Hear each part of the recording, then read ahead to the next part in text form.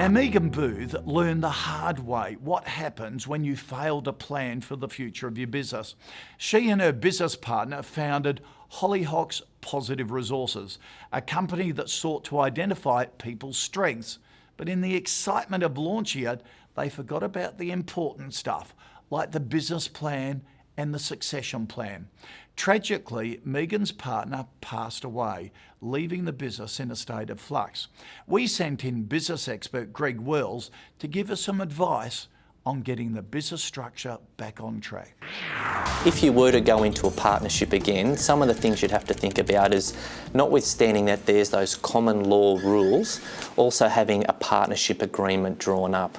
And that partnership agreement would cater for things like that's just happened to you now. If someone wanted to get out of the partnership, if someone wanted to sell part of their interest in the partnership, if you wanted to bring other partners in, how would the earnings of that partnership be split? It doesn't have to be 50-50. Someone might bring some assets to the table or put some more money in up front, and somebody might just want to work a little bit harder and be there more day to day. So how you bring those assets and that contribution of the partnership can be in different ways.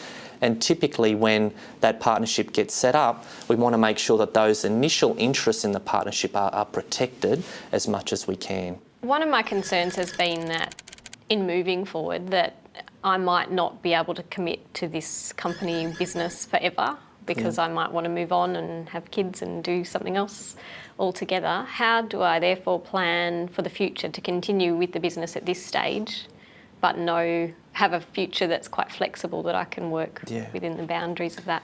And that's a really tough one. There's a lot of business owners trying to get that work-life balance, or trying to build a business but also know the right time to leave it, or not play as much as a substantial role in the business. So there's a couple of things. Firstly, all businesses go through a life cycle. They start off pretty slow and then they really build up quick if everything's successful, and they usually reach a plateau.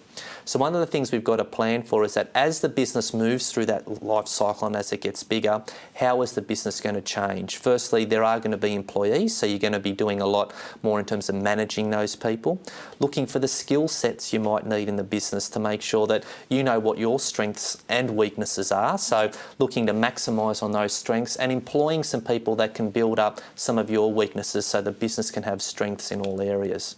The other thing is then as the business gets successful, to have a business plan. So we'd have a business plan to say, this is what we want the business to do. This is the underpinning values or purpose of the business. And as long as the business continues on that vein, even if you're not involved going down the track because you want to do other things, that the employees that are still there can still know the ground rules in which you want the business to continue. Once they've got that, then it's a matter of, well, what part do you want to play? So you will wear a number of hats moving forward in this business. You'll be an employee, you'll be a director, and you'll be a shareholder. So depending on which one you want to play, or being all three, will depend on how you're involved in the business going forward.